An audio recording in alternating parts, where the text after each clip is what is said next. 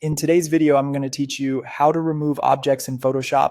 We'll keep it simple and fast, and by the end, you'll know exactly how to take an unwanted distraction out of your photo using two tools that come with Photoshop.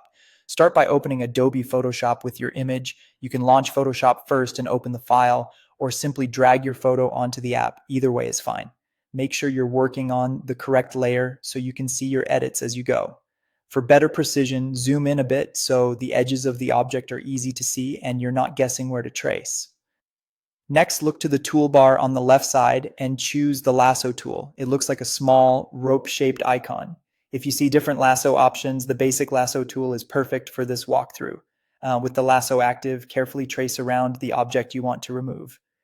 Take your time and keep the selection close to the object's edges, leaving a tiny bit of background inside the outline so Photoshop has room to blend.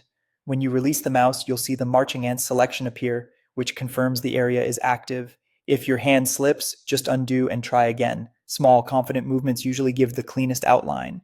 Now head over to the removal tool. You'll also find it in the left toolbar. If you don't see it right away, it may be grouped with the healing tools. Just click and hold to reveal it. With the removal tool selected, adjust your brush size so it's slightly larger than the details you want to cover, and use a soft edge for smoother results. The bracket keys are a quick way to make the brush smaller or larger as you work.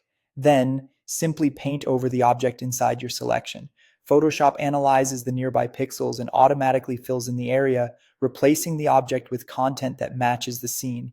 Work in steady strokes, especially over edges or patterns like bricks, fabric, or grass. If the first pass isn't perfect, press undo and try shorter strokes or cover the object in a couple of smaller passes. This often gives a cleaner blend and preserves texture. You can also pan around while painting to keep your view centered and your lines smooth. And that's the whole process. Open your image in Photoshop, outline the distraction with the lasso tool, and let the removal tool do the heavy lifting. With a bit of practice, this becomes a quick, reliable way to clean up portraits, landscapes, and product shots.